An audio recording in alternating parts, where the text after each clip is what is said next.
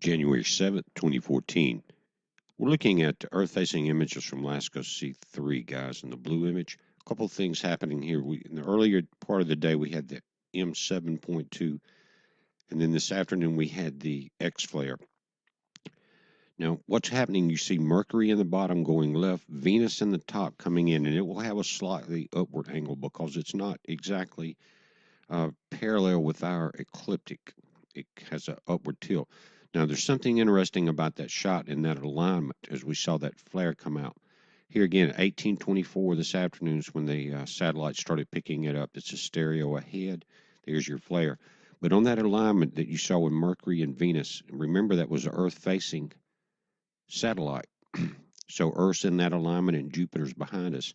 One of the Russian scientists warned us to watch for this alignment in this period of time with Ison's debris over us and that planetary alignment and its effect on the tectonic plates, earthquakes. This is stereo behind. Now, this is LASCO C2, Earth facing. Now, these are not part of the MPEG movie yet, but they're crystal clear. They haven't added them. And it'll go, and it's amazing to watch this. It's Earth facing. And you're going to notice the particles that are being blasted at the Earth become more and more energized. You see it, all these speckles, guys. So we go through, and I'm going to go up into, I think, around 2200 hours. UTC was the last incoming here at 2202. Now, 2200 is 10 o'clock at night, 10 o'clock a.m. p.m. Now, these are the latest straight images of the solar disk. Now, notice that 1944 in the center is actually becoming three groups. That center one and the one to the right is where we had the X flare. But notice that third group there, how it's enlarging. And the one above it we watched is also double configurated. Check this out. The M72 is an impressive flare this morning, but we had one at the small flare above, one, the 7.2, then this one at 1832 UT. It was X1 solar flare from 1944. They're saying it's also has a coronal mass ejection. Double whammy. I'll show you why, guys, but check this out. These are amazing images. The majesty of God and the power of God. He can do what he wants to when he wants to. He can take what he wants out when he's ready. But just take a glance around the entire sun and look at what's coming on the left side. Again, amazing flares. 1, 2, 3 today. Top. It's like a triangle starting at the top. Show you a close-up of this. That's magnetic lines. We're triple configurated with this group, and it seems to be growing. We're still in the 1400s, but guys, when they did that SSS or the Sunspot summary, it was earlier today in that third section of this there was not as predominant, the one that caused the 7.2, but it's beginning to wake up. And again, on the left side of the sun, we got to watch that. But this, guys, is a triangle of trouble right here. We've got to watch this. We're seeing them intertangle. You see that? If this becomes one group and we have an arc of an X flare from the top to the bottom, again, it will be Earth facing. Check this out. This is your ACE proton chart. The satellites are picking up now. When it first came in, I didn't have all of this information. Now, that's your Boulder X-ray flux. You can see there, X1. Now, we're still in an uptick. Notice the angle of both the red and blue, different wattage and meter square. Check that out. Now, your plasma density, radial speed, and temperature. The density picked up. The radial speed, or your solar wind speed here, picked up. And the temperature picked up from that blast.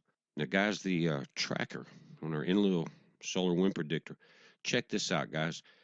This flare was long and it's wide. In other words, it took a long time to erupt and it increased the width. Now, notice right there, at 1200 hours, it's going to hit Mercury tomorrow on the 8th. And we'll break this time down. Then, in 6 hours later, it's at the Earth, still encompassed at the Earth. You see that by midnight. So we're going to have, listen, several hours of impact, whether it's a solar storm, whatever it is. And notice the planets lining up, Mercury, Venus, Earth, and Jupiter's behind all of that. And look at the width and the expansion of this blast and what it does to the magnetic lines of force that come from the sun to each of the objects.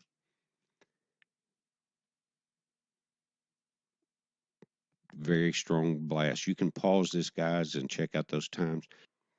Now, tomorrow, for you guys that watch this and does the videos, keep an eye on the magnetopause. The Earth is in the center in the white and black dot. Of course, the white side is the sun-facing side. When that starts coming in, remember tomorrow at around 1200 1200 hours UTC time, we're going to start seeing impacts. This is one way to record it right here. And those two satellites that go around it, the GOES 14 and 13 from will be picking this up, as well as the CMOS from South Korea satellite in the triangle. So watch that. Now, this is the proton flux that this morning we saw, the last 2 days we've seen these blasts. Remember the one yesterday with that huge coronal mass ejection? You saw that, and then you saw the pickup. Here's what we got: beta, gamma, delta on 1944. 1946 above it is beta, gamma.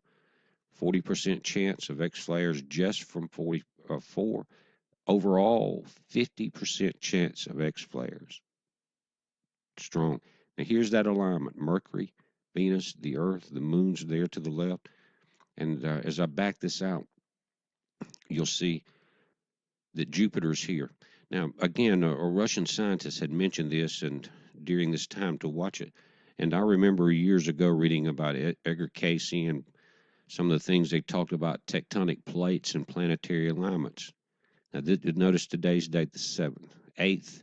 You're still kind of in that alignment. Actually, Jupiter and Mercury and Earth are tighter in alignment tomorrow.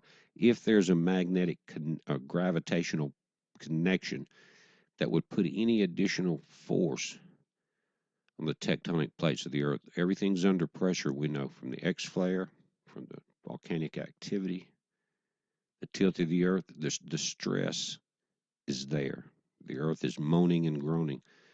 And Saturn is going to be out there by itself, not part of that alignment. We'll deal with that after we go through the debris trail, guys. But it's going to be an interesting time.